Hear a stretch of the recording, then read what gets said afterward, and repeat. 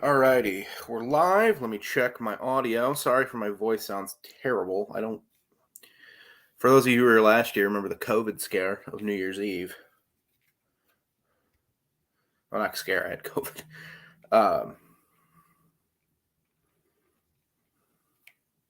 I just have flu and all that fun stuff now. Let people pile in.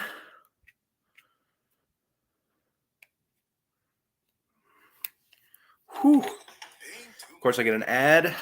How are you all doing tonight? A lot to talk about, isn't there? All right, audio's good. Let's start talking. Welcome to Alabama Postgame Live at the voice of college football, Mark Rogers TV. Subscribe, like the video, share the video with your friends. Let's get a good conversation going here about the best college football game we've seen in how long. I mean, we have great games every week between two, decent teams or two good teams. But when's the last time we had a great game like this between two fantastic football teams in that environment in Knoxville? Back and forth we went. What a game. Let's touch over some stuff. So subscribe, like the video. Subscribe to Mark Rogers. That guy does awesome work. Come on. Join our Patreon and Discord. Search Mark Rogers TV. You'll get in. Join our Discord where it's just people talking about college football nonstop. What's better than this? I'm Zach Ramilius here at Alabama Postgame Live, voice of college football. And we're here on the SEC channel today because, well, Alabama goes down to Tennessee 52-49. What a game. Hendon Hooker put on a show. Bryce Young put on a show. The offenses were incredible. The defenses were nowhere to be found. Just some fun stuff, guys. Like, I don't know. I understand if you're like a huge Alabama fan and you're a little upset right now. I get it. Man, I hope you can look back and just be like, that was one of the best college football games we've seen in a long, long time between two outstanding football teams. And if you're Tennessee now, just looking big picture, why can't you go to Atlanta? You go to Sanford. That's going to be brutal, but you can win that game. I want these two teams in a rematch in like a month and a half in Atlanta. I need it. Just an awesome, awesome football game that we'll get into here. Can I pull up live stats? Nope. RollTide.com already pulled them. So go to ESPN for their live stats, which aren't as fun because they don't have the defensive stats. But let's break it down. Out of the gate, Tennessee came out flying, which you knew they were going to do. This is the first time. When's the last time Tennessee went into the Alabama game with a decent case that they might be the better team, especially at home, because Alabama has struggled on the road even in the Bryce Young era. I mean, LSU last year, Florida last year, or LSU was at home, but Florida last year, Texas this year, Texas A&M last year. They've shown struggles on the road, and there's no reason Tennessee fans didn't believe they couldn't win this game. And they come out flying. Hendon Hooker throwing the ball all over the yard. Jalen Hyatt is my player of the game. I wanted to get live, so I didn't make all my graphics. I set it for 6:45. Guys, that was a 4-hour football game. Quick note, I know the Big Ten is moving to SEC on CBS. Little thankful because I can't take 4-hour games at 2:30. Good Lord. Every week. It just goes on and I know this game just felt super long because we had a couple injuries and we had the long play where no one knew what down it was. I don't know. But man, what a game. Okay, so the start. Tennessee comes out flying, gets a stop.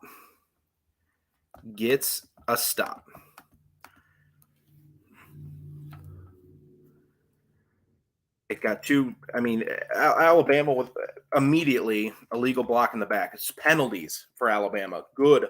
It's a program record for penalties. That is almost impressive. Actually, is impressive. But they get the Alabama gets an easy first down and then goes 3 and out, no yards game. Immediately, here comes Tennessee, marches down the field, Jabari Small 1-yard run, and we're like, oh, okay, Tennessee's here. Let's get it going. This is going to be a game. Back comes Alabama. You knew they were going to. Jahmyr Gibbs, 8-yard run. Jahmyr Gibbs, here's a crazy thing about Alabama. And I'm not talking about NFL success because obviously there's a couple names involved there. But out of the starting running backs at Alabama over the last, let's say since Mark Ingram to now, Brian Robinson was still good, but he was the worst one at Alabama, and he's starting games in the NFL. Like, that's nuts, right? So but Jahmyr Gibbs, shifty as all hell today. He made the Tennessee defense look foolish on some plays. But he marches it in. But here comes Tennessee right back. Jalen Hyatt, our player of the game, 38-yard touchdown pass from Hendon Hooker. What a throw that was. Like, Hendon Hooker,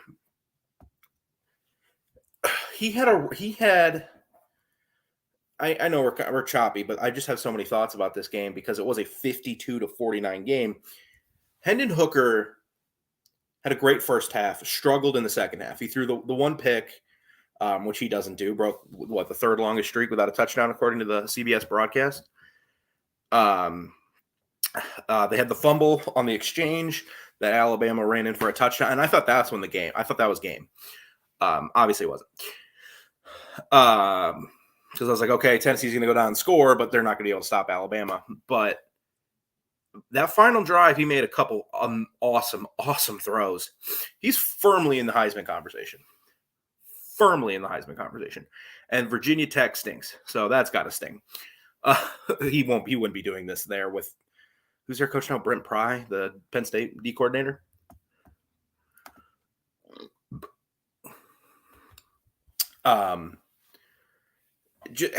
But man, he made the couple throws, and I don't know how that kick went through, but we'll get there. Okay, I've got a couple comments I want to get to.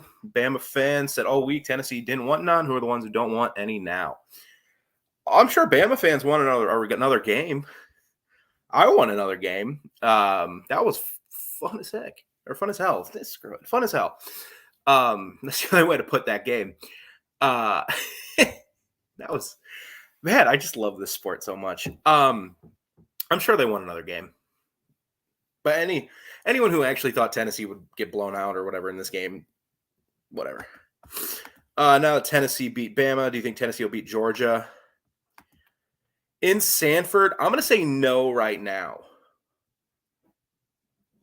But it's not one of those no's where I'm like, it's like, hey, do you think the Jets could beat the Chiefs? It's like, no, they're not beating the Chiefs. It's like, no, I don't think they're going to win, but I'd put it like 60-40 right now. I think that's going to be another great game. Another great 4-hour CBS game in a couple weeks. When I was at the Tennessee-Georgia game last year, that was not a good game. Anyway, and then Tennessee forces a punt. Holding, again, the theme of penalties keeps coming in. Let me put that back up. A holding on Alabama brings it back. They can't get anything going. They punt. And here comes the Vols right down again. Touchdown. Jalen Hyatt, his second of the game. He's just getting started. And Tennessee goes up 21-10. And if you're an Alabama fan, you're probably thinking, okay, Tennessee's offense is moving, but there's no reason we can't get back into this game. The defense was bad today for Alabama, and I don't think I'm sugarcoating anything. The defense wasn't good for Tennessee either, but they did get one more stop than the Vols did. But this is the first time I really questioned Nick Saban today. And, with Tennessee's offense, it's kind of hard to be like, oh, Nick Saban did this, Nick Saban could have done that. Like, I don't think he managed. When's the last time Tennessee went? Just making sure on audio. I don't think Nick had a bad game or anything. I wasn't like, Nick Saban, what are you doing? But there were two things he did today, or that the Alabama team did today, that I didn't quite understand. First one, this field goal. and drove all the way down. They had 4th and goal at the 2-yard line. The 2. Tennessee's already got 3 touchdowns. We're still in the first quarter. Or no, we're early. Well, at this point, we're early in the first quarter, second quarter. But Tennessee had scored 3 touchdowns in the first quarter. You weren't stopping them. Why are you kicking a field goal? You not think your team? You don't think Bryce Young with the magic he pulled today in some of these plays? I mean, that last sack at the end of the game, it took what, like four Tennessee rushers to finally bring the guy to the ground, and you kick a field goal? Hope it didn't come back to bite him.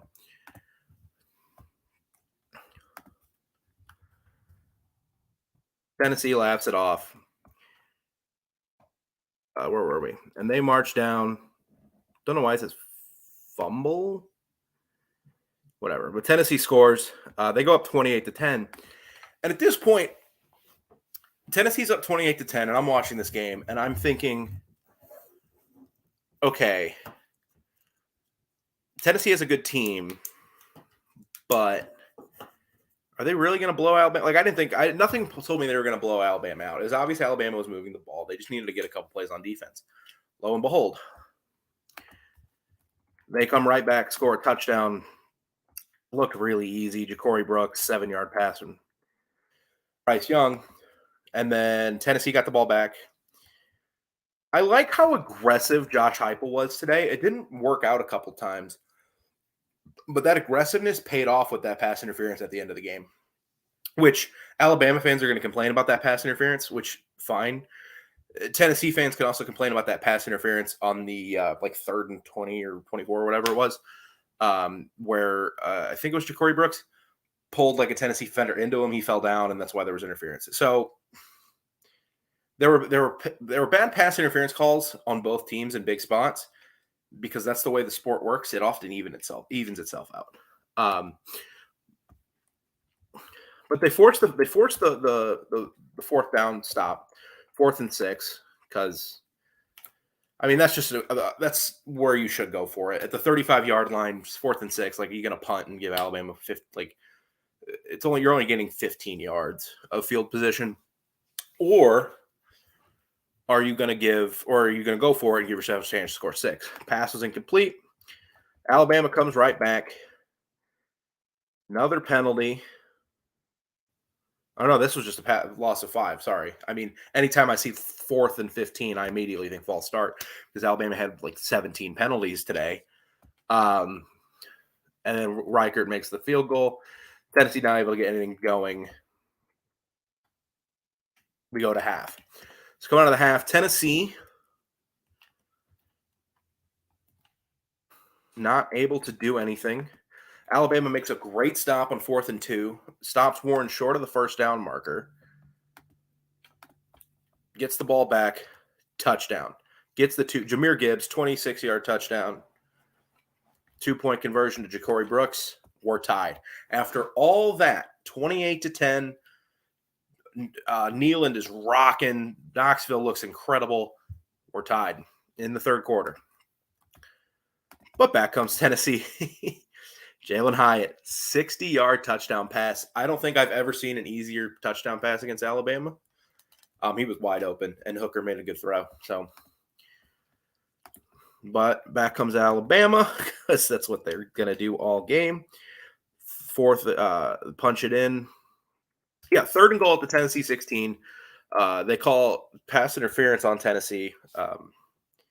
That was a bad call. That probably shouldn't have been pass interference. But it was called, and we had another call later in the game. We'll get to him. Jahmyr Gibbs just runs it in. Nice and easy. And then Hendon Hooker makes his first mistake of the game. He had his guy wide open, towards the middle of the field, like maybe the left 3rd, and he just overshoots him.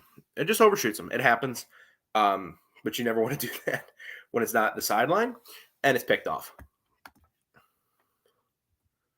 DeMarco Hellams, no gain, no return. But it's like, okay, 35-34. But the Tennessee defense comes up big. On 3rd and 13, they force a short check down to Kobe Prentice. Bryce Young isn't able to make a play there for like the only time he felt like all game. And they had a punt. 3 plays, 94 yards.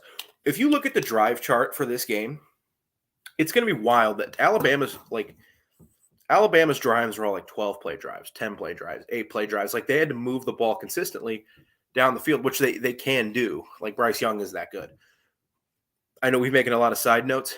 Any NFL scout putting Will Levis at a Bryce Young, blacklisted, fired. What are we doing here? Oh, God, excuse me. What are we doing? The kid's incredible.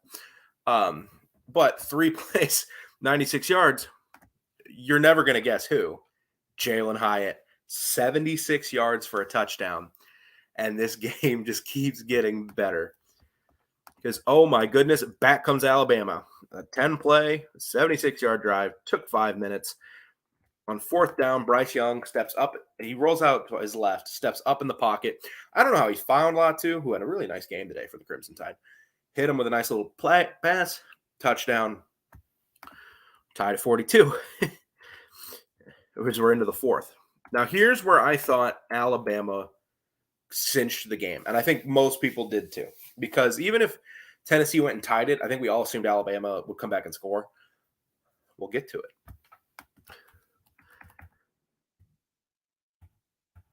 I mean, just a fumble on an exchange. Dallas Turner runs it into the end zone. What are you going to do? Except not fumble the exchange. Rocky drop, as I saw on Twitter. But Tennessee, here they had a drive. 12 plays. Sorry, I have to look forward. My computer's being weird. 75 yards. They just matriculated the ball down the field, as Kurt Berman used to say.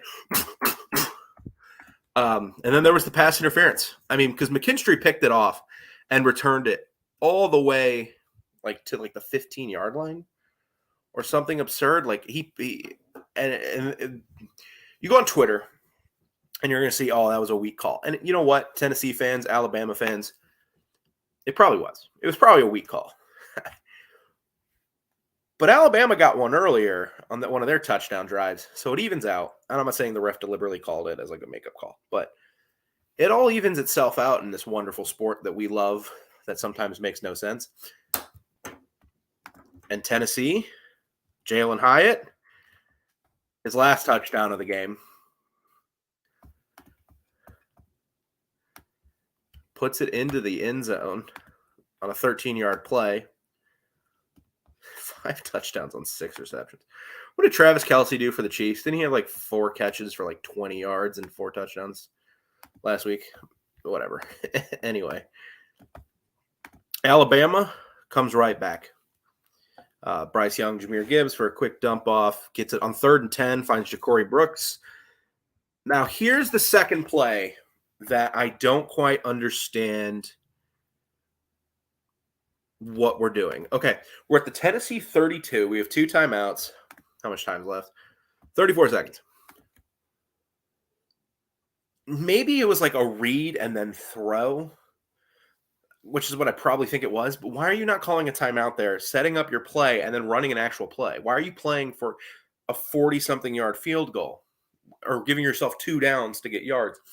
Because Bryce Young, I think, maybe looked like an out route or something, and then just threw it out of bounds. I think it was a smash concept, whatever. Just threw it out of bounds. And all of a sudden now it's 2nd and 10. And then Gibbs drops it. He just dropped it. I mean, after that, it was okay, now it's 3rd and 10. Bryce makes something happen or we're in trouble here.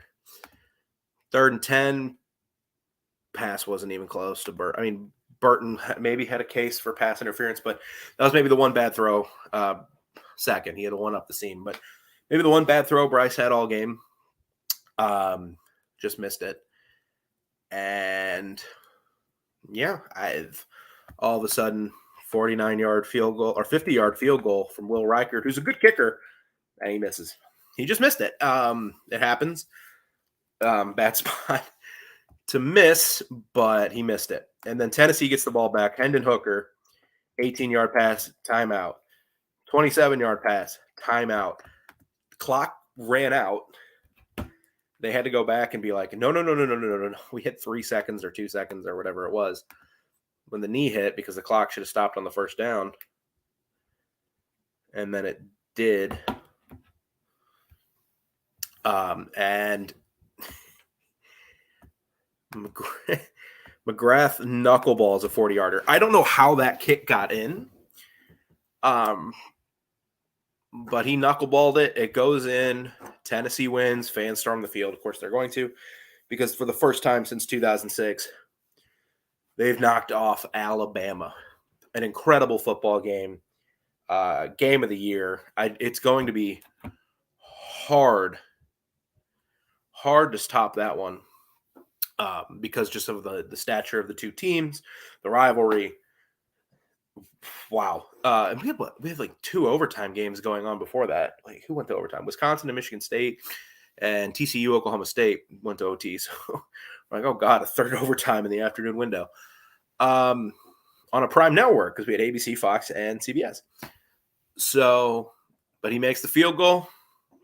Tennessee wins. Leave your comments, questions. Let's have a good discussion, as I'm playing with my brother's flashlight. Well, it's my flashlight, I guess, but it used to be my brother's. Let's talk about this game. I mean, leave your comments. What do you guys think? I mean, just how incredible was that football game?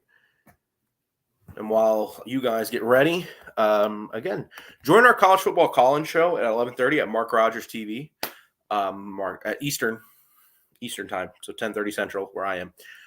Join that, subscribe, like the video, comment, join our Patreon and Discord. Search Mark Rogers TV, our Discord. Just people talking college football nonstop, guys. Like, what's better than this? And we have a comment.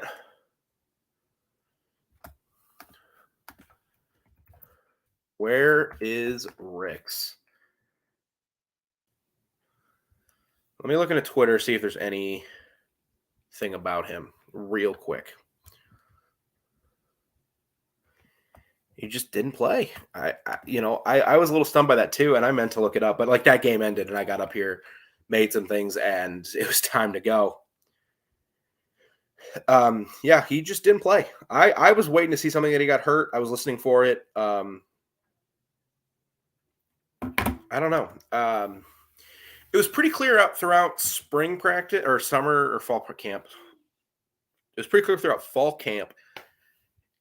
Rick's really disappointed the Alabama coaching staff, because he was on second string on the depth chart at the season start. He just didn't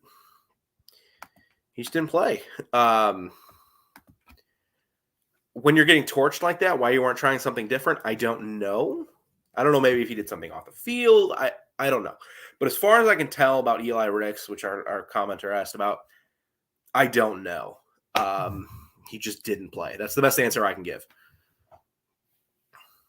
Will Anderson didn't have a great day. Dallas Turner, the entire defense was just pretty bad today. I mean, you gave up 52 points. I mean, I don't think I'm sugarcoating anything when I say the defense didn't play that good today. We got 2 comments.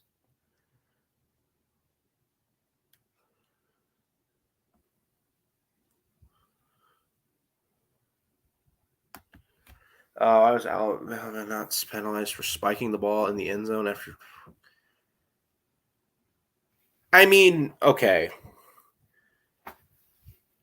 I don't know, but from like where I'm like just my morals, and it's not even like a moral. You can't. Why are we punishing kids for having that was an amazing environment. It's a rivalry game, even though it hasn't felt like it for like a few years now because of just the dominance of Alabama. It meant a lot to those fans. It meant a lot to those kids and a lot to those players. And especially as we're getting into the later parts of that game. And it's, this is going to be a great finish. Don't call a penalty there. Come on. Like what I hate like that's so soft. That would have been soft. If he just spiked it. Let's see. It's hard to, with all our top recruiting classes, we don't have anyone on the bench that can get it done. We have guys covering empty space. And guys running free. Yeah, part of that's just Tennessee's offense. So on Twitter, and I forget who it was, made the point because of how let me figure out because of how well Tennessee was running the football. Alabama couldn't just drop 6 or 7, or I guess 6, into coverage and keep 5 in the box to stop the run. They had to bring up. So Tennessee was getting a lot of one-on-ones with safeties, and that's just not going to go well in that offense and what Josh Heupel likes to do. And how he's, I mean, Josh Heupel was getting points at Mizzou. I know he had Drew Lock, but he was getting points at Mizzou, UCF. I'm old enough to remember, and I was part of this too.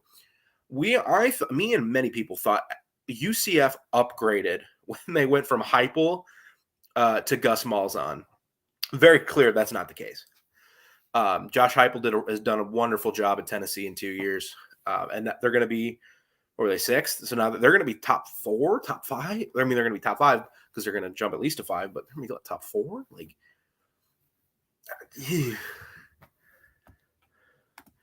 is the spiking thing a rule? I don't know necessarily. If it is, that's stupid.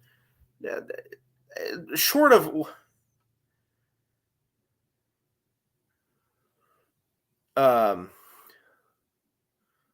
what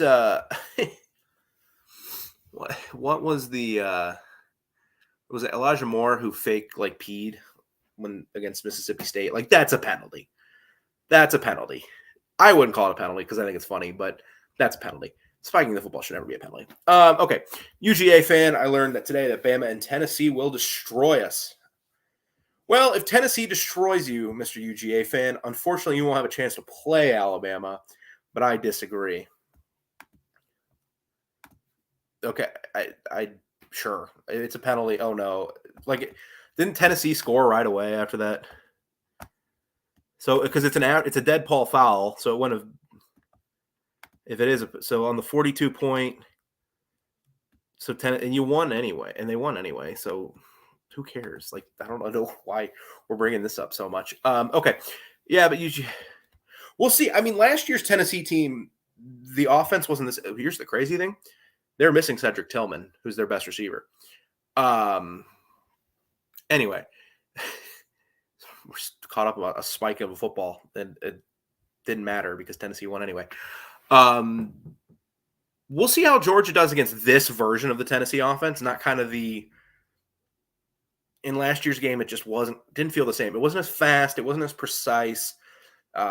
Being at that game and I saw a lot of Josh Heupel stuff, but we'll see. I mean, it's going to be a great game in Sanford. It really is.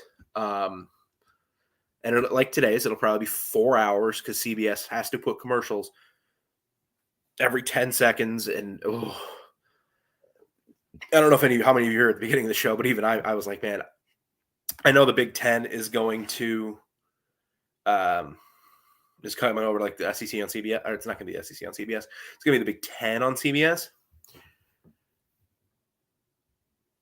I'm not going to miss it. I mean, I used to love Vern, and Gary is annoying, but like whatever. He's kind of like your uncle now at this point. That's annoying. I'm not going to miss these 4-hour games every time.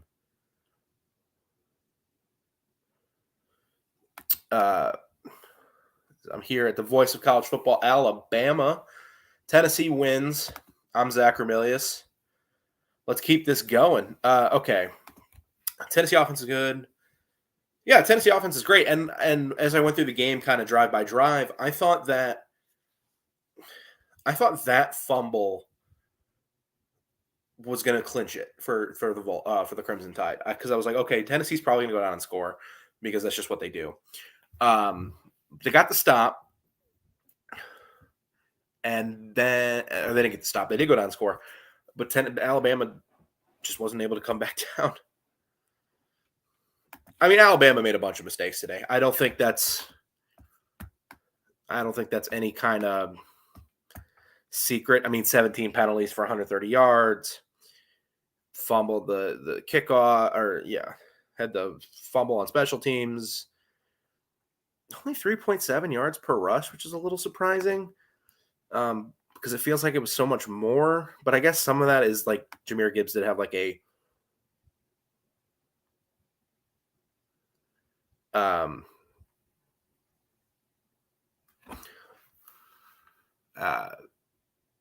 let me whatever. Just the fumble and like I guess Jameer Gibbs has so many like 1 yard runs because like touchdowns are like a 2 yard run or whatever. Talking about betting, I mean, I'm just here to talk about this game. I talking about betting and why aren't they calling it over a spot? I mean, refs being held accountable is fine with me. I would appreciate that more in all sports. Umpires, hockey refs, where the officiating can be objectively terrible if you're a hockey fan, which I am. Which let's go Blues! Season starts like right now. I'm excited for that. I'll go downstairs and watch that when I'm finished with this. Which could be maybe never because that game was so fun. But I for betting, like the Vols covered. They covered like it was a 2.5 point. Vols are like 2.5 point favorite when they went up 28-10, and they even covered that. But I'm not a betting guy all that much. So, alrighty, let's just talk about the game. And what a game that was. But Alabama made a lot of stupid, like very uncharacteristic. This is the second game this year where Alabama's had like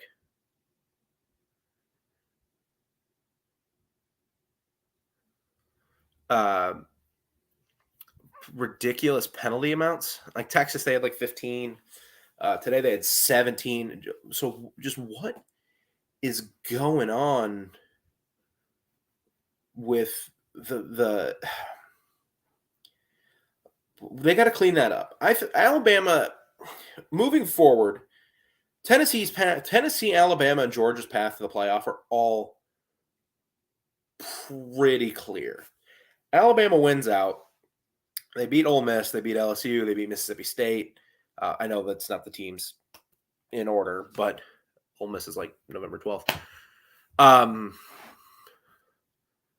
But if they win out and then beat Georgia or Tennessee in the playoff, they're gonna make it.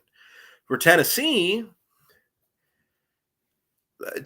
the weird one because Tennessee could lose to Georgia. Here's the issue for Tennessee for the playoff, and what's going to be really interesting moving forward. There's a very realistic scenario where Tennessee beats or loses to Georgia, doesn't make the SEC title game. Bama beats Georgia in the SEC title game. So Bama's going to go. And then who do you take, Georgia or Tennessee? They probably take Georgia. So Tennessee probably is still in a spot where they have to win out. Now, what could happen, too, is they lose to Georgia. Georgia beats Alabama in the SEC title game, and then Tennessee and Georgia would go. And this includes Tennessee winning out, not losing a stupid game to, like, Kentucky, which they shouldn't do. I mean, they're too good to lose to Kentucky. All right, I don't need to be that kind of emojis. Come on, man. So Tennessee's still in a weird spot, but they have no reason they can't make the play. Like, what's Tennessee's schedule moving forward? They're 6-0, so halfway through the year. So yeah, they play UT Martin next week. Woo. Then they play Kentucky at home. They'll kill Kentucky. They go to Georgia. And again, that's the only game in the schedule where they lose because they play Mizzou at home. They'll kill Mizzou. They go to South Carolina. They'll kill South Carolina. And they play Vanderbilt, and they'll kill Vanderbilt. So Tennessee's in a weird spot where that game against Georgia becomes so much more – just so big. And I can't wait for it. Cannot wait for it. Do we have live stats yet? RollTide.com. No, you guys stink. Just kidding. I love RollTide.com because I love their live stats.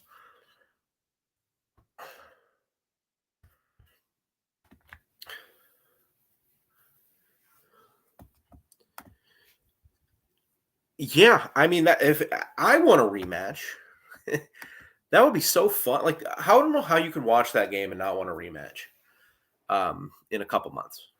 Or I guess like a month and a half. How you don't want a rematch? Now, it's going to be tough for both teams to get there because Tennessee, as great as this win was, if they lose in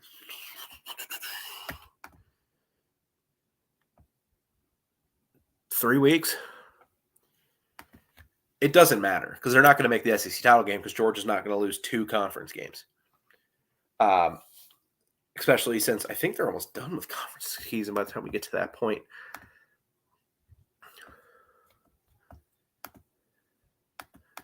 Yeah, because I mean they'll have a cakewalk game.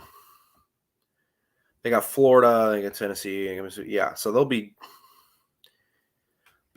they're not okay. So if they win, they're not going to lose to both at Mississippi State and at Kentucky because they're not going to lose to Florida. So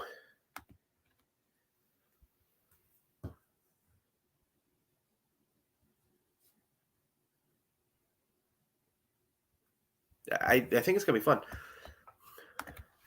After tonight, how can you? If they want, who do you mean by they? Like, who are we talking about? Because I have a distinct response. If you're saying they, like refs, or like who? I mean, I have faith because we were in this spot 12 months ago.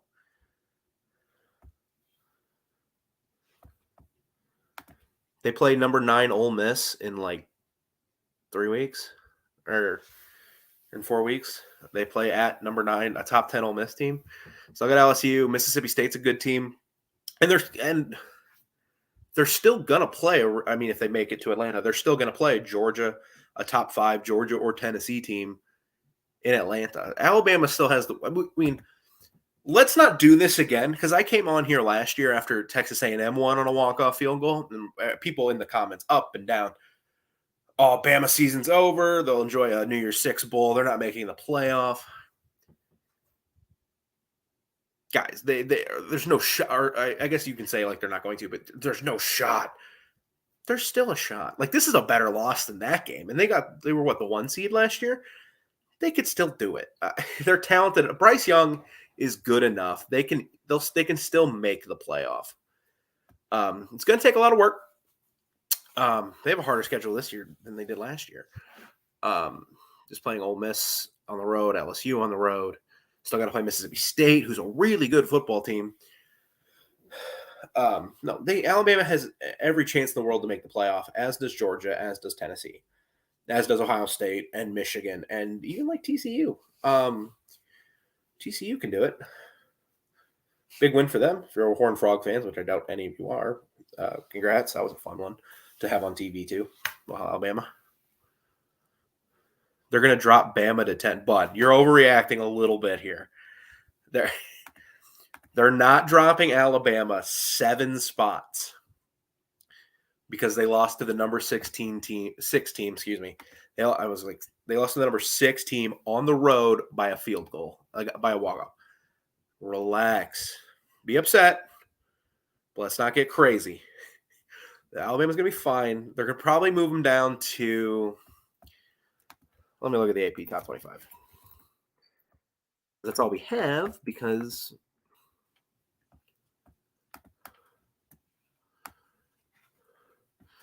okay, so they'll fall behind Georgia, Ohio State, Clemson, Michigan, Tennessee, USC, probably Ole Miss. So they'll be 8th. And if USC loses tonight, maybe they fall to 7th, maybe even to maybe they go up to 6th.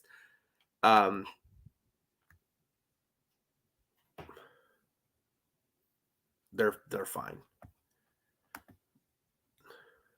Yeah, because they didn't. Any team that looks like Bama did and a couple of those wins are going to and Ohio State's just murdering people. They're fine. We literally were in this exact same spot 12 months ago against a worse Texas A&M team. That was a 8-4 Texas A&M team. This Tennessee team is at least going 11-1. Unless they do something monumentally stupid, like lose to South Carolina. They're going 11-1. Okay.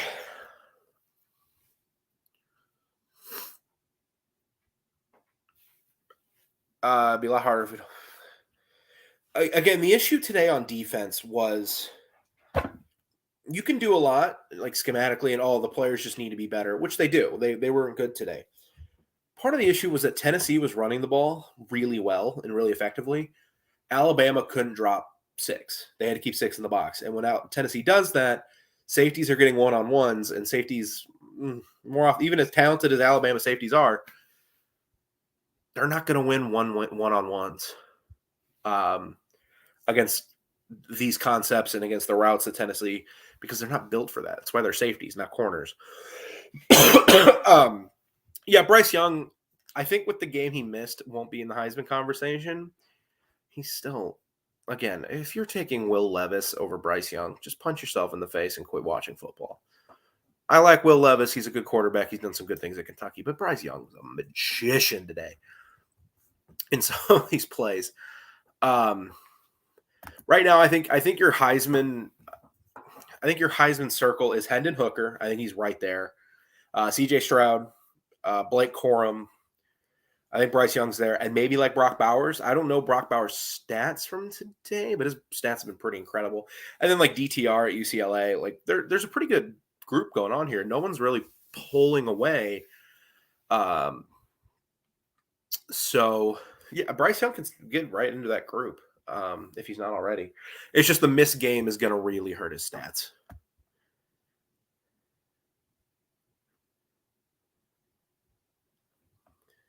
I think Tennessee could have a rematch if they were to beat Georgia. Yeah, okay, so Alabama still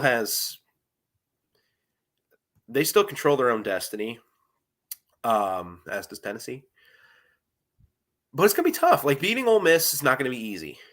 Beating LSU, maybe not. LSU, okay. Beating LSU on the road is not going to be easy. It never is, except for when there's no fans and Devontae Smith just owns everybody on the field. They struggle. Beating Mississippi State next week isn't going to be the easiest thing in the world. So they absolutely could, and they could have a rematch, and I want it. I don't know how you can watch that game today and not go, I want a rematch. I remember OU Texas in like 2018 when Kyler and like Sam Ehlinger were like going back and forth, and it was super fun. And then we were like, oh God, that rivalry rematch. And then they got it, and then the rematch was good. Give me that, please. Okay.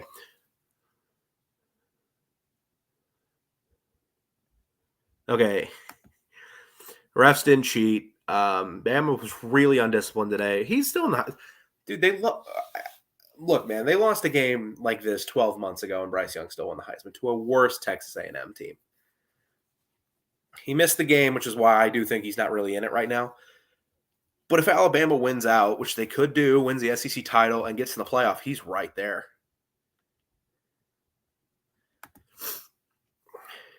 They were.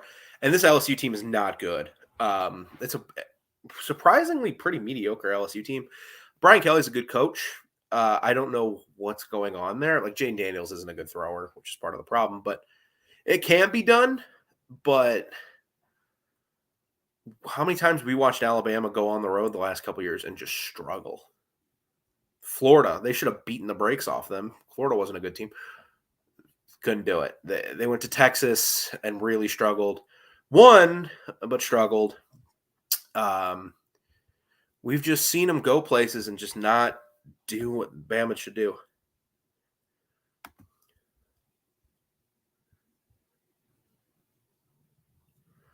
Hendon Hooker for Heisman. He's in the circle. He's in it, man. He was great. He had a couple bad plays, but he overcame it and he won the game, or he helped win the game. Half an hour to figure out. That was just bad refereeing. They made the right call, so they weren't against Alabama in that case. They made the right call. Bad PI in the end zone. You weren't here for the beginning of the show, which is fine. Welcome to all those that are new here. I'm Zach Ramelius here at Alabama Postgame Live, but Tennessee also got a bad PI call. He got a bad PI call. Ja'Cory Brooks on like that 3rd and goal from like the 17 or the 16. That was bad call. Brooks pulled his guy into him and he tripped over him. So it all evens itself out. I'll agree the call was weak, but it evened itself out from a weak pass interference call against Tennessee. Missed roughing. I mean, there was missed calls all over the field. Just Alabama was they just didn't play well today. Like, not that they didn't play well. They just had a lot of penalty. They were undisciplined. which is a trend that has continued because this year they had 15 penalties against Texas. Ugh. Hendon Hooker. Yeah, I mean, it's hard to predict I don't want to throw out who was the only Heisman winner last few years that took off in September and kept it there? Like maybe Lamar. Usually, you have a circle of Heisman winners and they kind of rotate who's here, who's here, who's here. And Hendon Hooker's definitely in the circle with Blake Corum at Michigan, with C.J. Stroud up at Ohio State, who had a rough game against Rutgers, but came right back and threw 7 touchdowns or 6 touchdowns against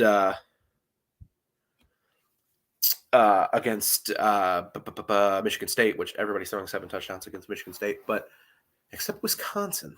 That's because they have Graham Mertz and not C.J. Stroud.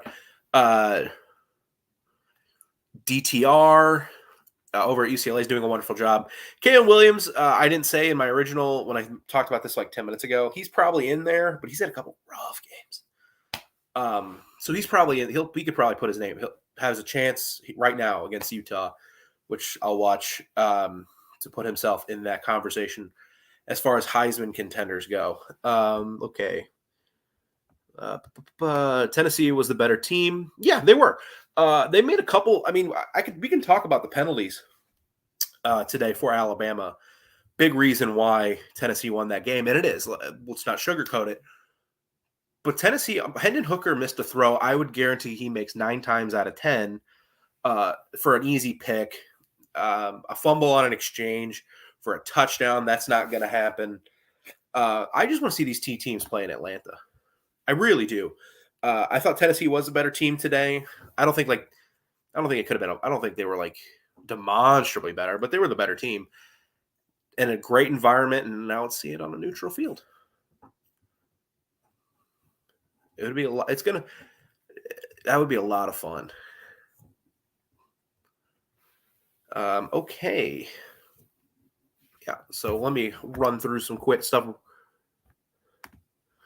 That would be fun for difference. And I like Ole Miss. I just don't think Jackson Dart is able to beat Alabama. You know what I mean? I like Ole Miss. I think they're a good team. I think they were really, really underrated. Oh, you're a Tennessee fan. You want to beat Kiffin, of course. You don't want that just because you think it'd be a good game, obviously. That'd be funny, though. I mean, that would be fun for Tennessee fans, I'm sure. But I think you're going to get a rematch or you're going to get Alabama, Georgia. We'll see because it's going to be all up to that game in Sanford in a month. But in case you're just joining, Alabama loses to Tennessee 52-49. You're looking at Alabama post-game live at the Voice of College Football. We're here every week. Every week, guys. We're having fun. Subscribe, like the video, subscribe to all our channels, subscribe to Mark Rogers TV first and foremost. He does a great job. And tonight, make sure to join his call-in show, 11:30 p.m. Eastern on the main channel, the Voice of College Football. Tune in, watch, call. He'll break down this game, break down all the other fun stuff. This has been a great weekend. Join our Patreon, join our Discord. Make sure I'm touching on everything I need to touch on. Join our Discord where all we do is talk about college football. What's better than that? As Steve Adazio said, what's better than this? I am Zach Ramilius. Okay.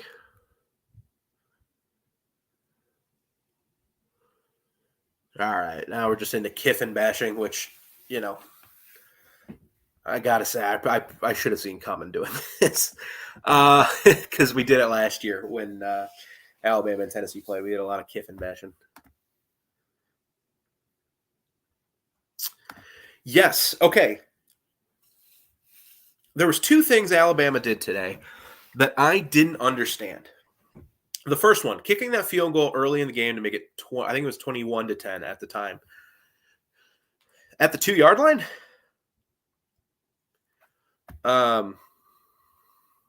That's fair. I understand why Tennessee fans don't like Lane Kiffin. I get it. Why are you not going for it? That was number 1. Number 2, they had 2 timeouts. They had just gotten the first down. They're at the 32-yard line. Congrats to Tennessee fans, Mr. Jedediah. So they just got the first down. I think there's 35 seconds left. And I think, I don't know why on that play, you shorten the game for yourself. Because Bryce Young very clearly, like Latu, I think it was running like a little out route. It might have been a smash concept, whatever. He like looked to his right, read it, nothing was open, just threw it out of bounds. Now, part of the bad clock management is Jahmyr Gibbs, who was outstanding today, dropped a ball. He doesn't drop that. Alabama's got 1st and 10 at the what was the 25-yard line? Or they would have been 1st and 10 inside the 20. I don't know. I just don't understand why. I don't understand the throwaway. Like, you either clock it, just straight up clock it, or call a timeout, or just run a play. Like, you're Alabama. You Bryce Young. He'll make something happen. Yeah, so I think the end of the game clock management wasn't very good, but I think part of it was because of a drop. And I also don't understand. Okay, you can think about this 2 ways, because if you follow me on Twitter, which none of you do, which you should, PsychoZ_50. I hate when college teams play for field goals. I hate it because they miss. This isn't the NFL. They're college kids, especially in an environment like that. But what I also don't understand is, Tennessee has a great offense. So if he does miss, you're only going to give, like, they had to go, what, like 30 yards? Maybe 35 yards? Like, they can do that. They've been doing that all day. Why are you not taking some kind of play to force them to call a timeout? Run something to Gibbs. Run like a screen. Run something simple. To get 5 yards, run a draw play, gets 5 yards, gets 6 yards, turn it from a 50-yard field goal to a 44-yard field goal, more Tennessee to use a timeout. I don't know. I thought the last series all around was weird, and Bryce Young didn't make a good throw. He made, I think, 2 bad throws all game to me. There was one to, I don't remember if it was Bond or Prentice running up the seam, and he overthrew him. And then the throw to Burton at the end of the game, just missed him, which happens, but not the spot you want it to happen.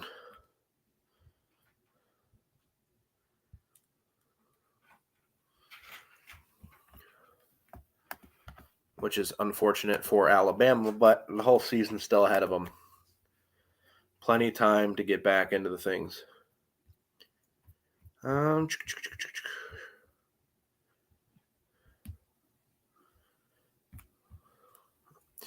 keep leaving comments, guys. I'm going to probably go for a little bit while longer. We'll see. I'll watch the Blues game, and I'm sick. My throat is killing me, but I'm having fun. That was such a fun football game. Last year, if any of you were here, I would do like 2-hour streams. We're not doing that. Real quick, in the world of college football, LSU's beating Florida, which isn't that surprising in a game that isn't very good. Florida State's up on Clemson. Keep an eye on that, Alabama fans. Mississippi State, Kentucky are playing a slow-scoring game. I feel like they always do. And USC is up 14-0 on Utah. So nothing crazy. All right. Big discerning point, in my opinion, was the bad decision on the punt. I think there was a few turning points. That's certainly one of them. Because, like, I could argue the dropped pass by Gibbs. I could argue the fumble recovery for a touchdown. I could argue the 76-yard touchdown. Like, there was a lot of turning. There was no one play in this game that I think I could say the bad PI calls on both sides. I just think it was just one of those crazy games. And the Blues are up 1-0 already. What do you know? Who scored it? Buchnevich. For hockey talk for all you guys. Okay, so get your comments in over the next few seconds. I think I've touched on everything I've wanted to touch on.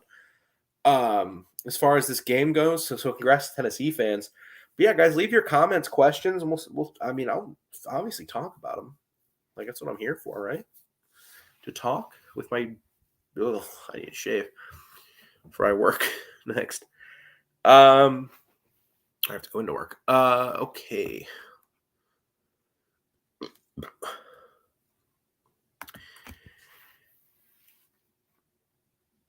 Took Will Anderson out of the game completely. Yeah, he just wasn't. The problem became Alabama couldn't get him one-on-ones because they couldn't bring everybody up because their safeties were getting burned because the run game for Tennessee was so effective.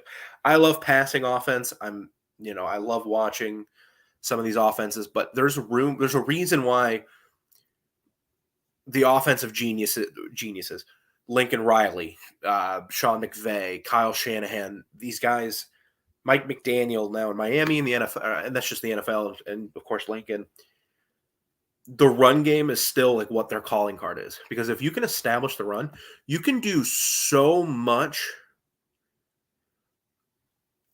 and you limit what the defense is able to do.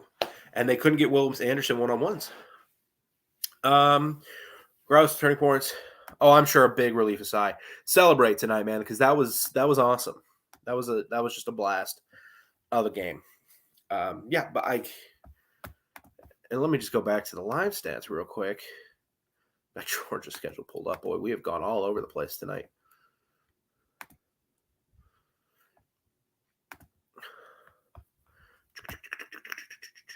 No, I want the live stats. Come on. There we go.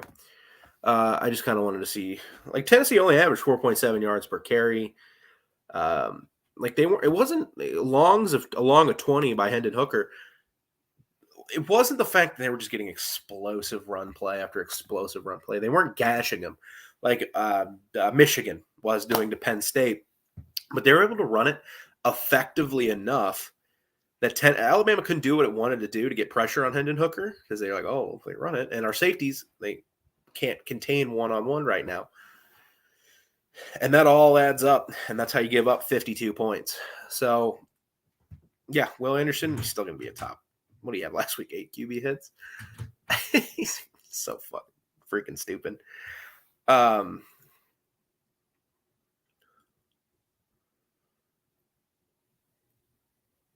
So, yeah, amount of plays and Jalen Hyatt. I mean, player of the game. 5 touchdown passes. That's the other crazy thing. And I've said it before, but Tennessee was missing its best receiver. Like Cedric, like, I don't know, in that kind of offense, like, if it matters all that much, just because it's more about the concepts, not the, sometimes the talent. Like, at Mizzou, I saw, Mizzou put up a ton of points with guys like, I saw Mizzou put up points with like a wide receiver core, like Emmanuel Hall, Jamon Moore, who's the other guys, like Jonathan Joseph. Like, they're putting up points, and none of those guys are NFL players. Because it's more about the concepts than actual, like, who's at wide receiver. But yeah, they didn't even have Cedric Tillman. Yeah, Anderson was a non-factor today.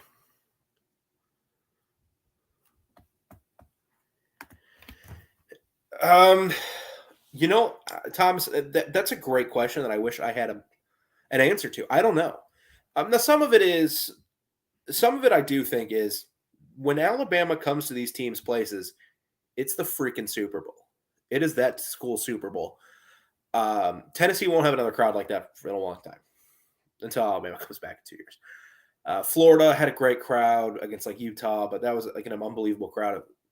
LSU always brings it. Like, it is those teams' Super Bowl, and it is those players' Super Bowl.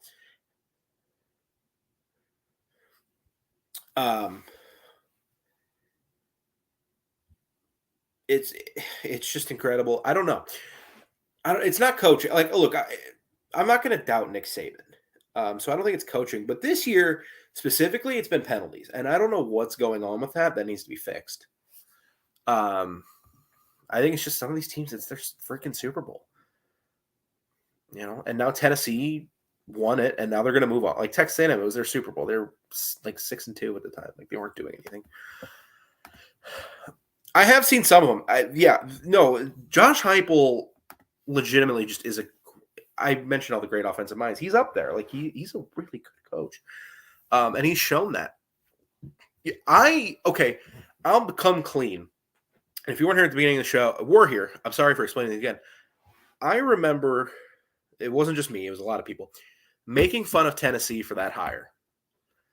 Because it was like, man, you can go out and get really anybody you want. You got Josh Heupel, the UCF coach. Like everyone thought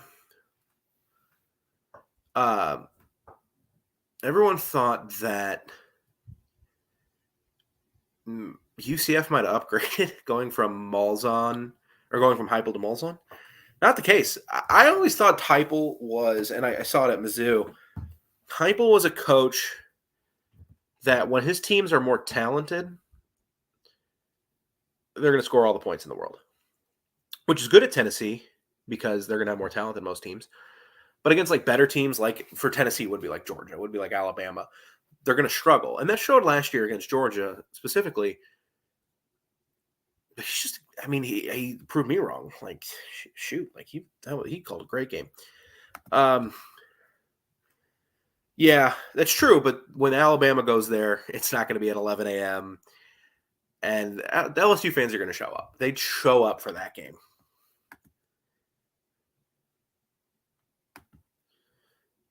I remember that, but it was still felt like a weird hire. But you guys nailed it. I mean, knocked it out of the park with Heupel. Sometimes it's the guys you go, whoa, that turn out to be the best. Team. I mean, they were undisciplined in the Texas game because they had 15 penalties. So I shouldn't have a discipline problem this year. I don't know what it is. But today, the penalties were ridiculous. The defense is just Tennessee's really good offensively.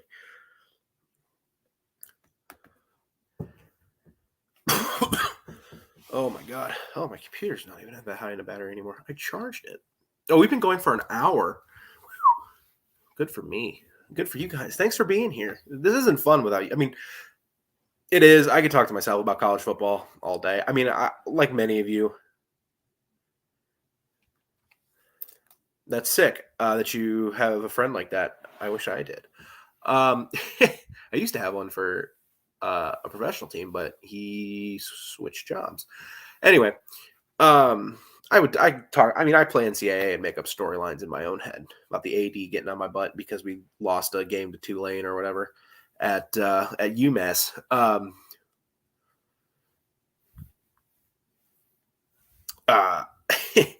So I could do college football all day, but having you guys here talk about it makes it much more fun. Why wasn't there an adjustment after the first big touchdown?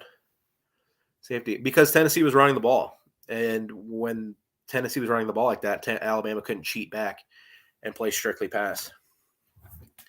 Because they were getting cooked both ways. I mean, they were just getting beat. It happens to even the best of us. But they're like, because if Alabama cheats back and all of a sudden they're dropping 6 or 7 or 6, I wouldn't drop 7. If they drop 6, Tennessee's going to run the ball with no issue. And if they bring up, it's just one of those things.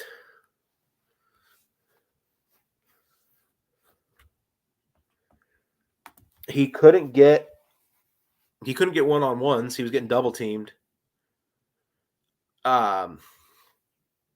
was getting double teamed, and they just couldn't get him one-on-ones. And Tennessee's offense is still quick. He just couldn't. He was a non-factor. Like he's still probably he's not going to win the Heisman, but he's still probably the best player in college football. He'll be the number 1 pick in the draft. That's not a quarterback. But he was just a non-factor tonight because Tennessee made him a non-factor. I know it reminds me of the spread in the splits as far as it reminds me of the Big 12, like in 2007, 2008, because they were just blowing everybody away with their splits. To be rules in play. I mean, that's been a thing for, gosh, teams did that to Oregon in like the Dennis Dixon era, 2007.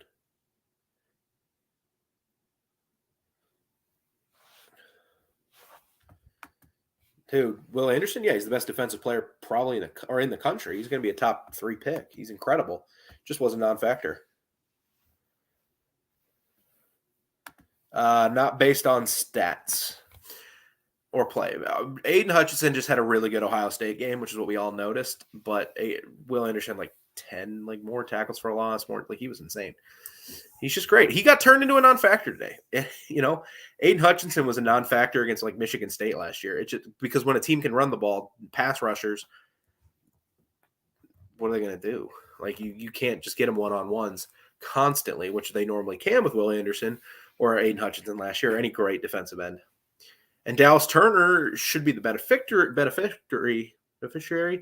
beneficiary. There's the word I'm looking for of those like Will Anderson just getting ganged up on.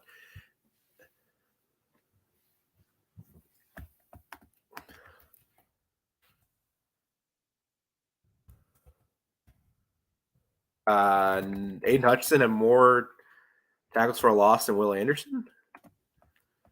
Last year, he had 16 and a half tackles for a loss. Will Anderson, I'm pretty sure, had like 24. In 17 and a half. No. I don't want to argue with you because that's just not fun because we're here to talk about this game. But Aiden Hutchinson last year had 16 and a half tackles for a loss. Will Anderson had 31. It wasn't close. Aiden Hutchinson had 14 sacks. Will Anderson had 17 and a half. So neither category did Aiden Hutchinson have more than Will Anderson. Neither category. But, so enough about Will Anderson. He was just a non-factor today. Don't think it really means anything because he's still going to be a top 3 pick. He's an absolute and he's probably the best player coming out. He was just a non-factor today. We spent a lot of time talking about him, but Dallas Turner was a non-factor. I mean, obviously the corners were non-factors. Eli Ricks didn't even play.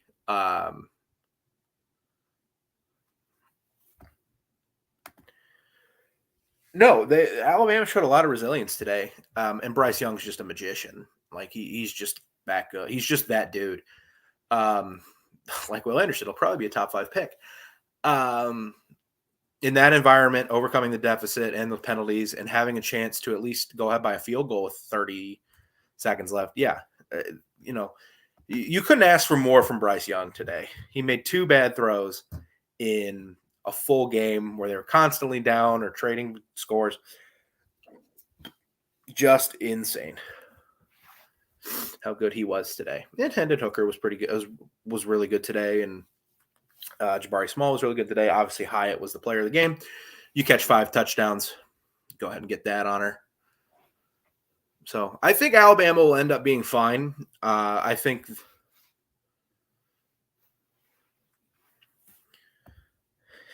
it's okay to admit you were wrong about Aiden Hutchinson having more tackles for a loss than Will Anderson. Tennessee's O-line's great, and they get the ball out quick, so there's no real chance for pass rushing opportunities. And when there are, they do a great job because, it's just a great offense. Alabama, I think, will be fine. They're going to rematch in Atlanta, potentially, which could be a lot of fun. If Tennessee can get by Georgia in Athens in 4 weekends. Oh, my God. We're only in week 6? Week 7? We're in week 7, right? God, I'm tired and sick. So let me start wrapping this up, folks. It'll be 11-1. I don't think Jackson Dart is the quarterback that's going to beat Alabama. And I don't think the Grove, Vaught Hemingway is going to be the atmosphere that Knoxville was today. But thanks for listening to Alabama Postgame Live with the voice of college football. Tennessee wins 52-49 over Alabama, and what's going to be the game of the year? Like if something beats this for game of the year, we're in for a treat. And if Tennessee loses to UGA, they're not going to Atlanta. So that's just, it's so hard. That game's going to be so important. Subscribe, like the video, subscribe to all our channels. I don't think we have a Tennessee channel. You can look it up, Voice of College Football Tennessee. If I am, I'm wrong. I'm sorry. To the guys on that channel, or the girls on that channel, whoever's doing that channel. I just don't ever see it when I'm making my marks to like which channels to try to broadcast to.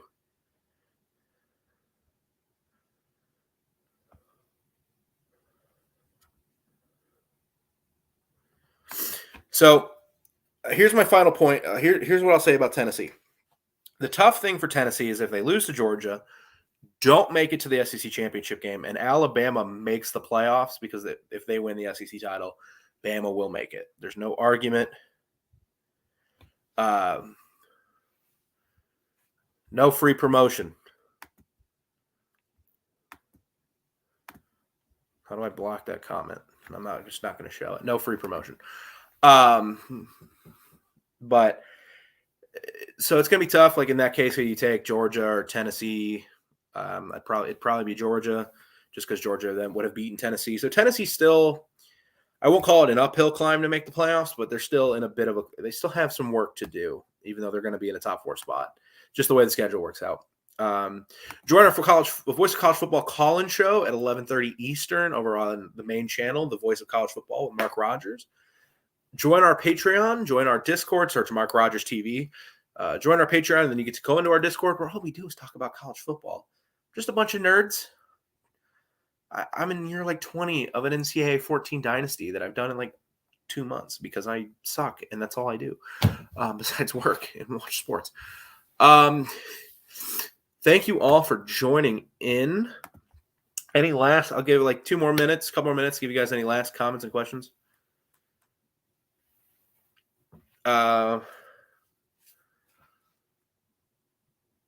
Jedediah, Tennessee fans, congratulations. Actually, I am just going to call it. Congratulations. Alabama fans, the road is still clear. They still control their own destiny. They just have to win out.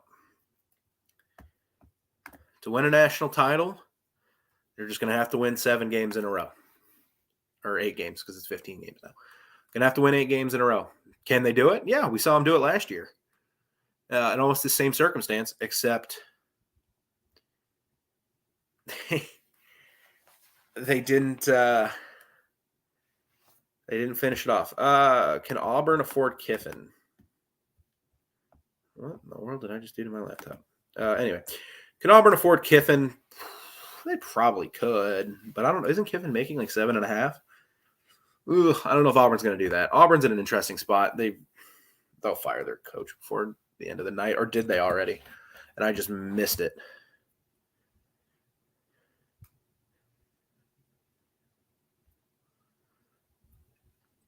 I hope I didn't miss it because I have tweets to shoot off. Follow me on Twitter at PsychoZ50. Thank you all for joining in. This was so much fun. Congrats to Tennessee. Alabama fans, it's going to be okay. I promise. Join our call-in show, 11:30. Be there. Mark will break down the game just like me. You guys can talk to him. He'll do a great job like he always does. Thanks again, once again, for being here. You all have a great rest of your Saturday. Go Blues.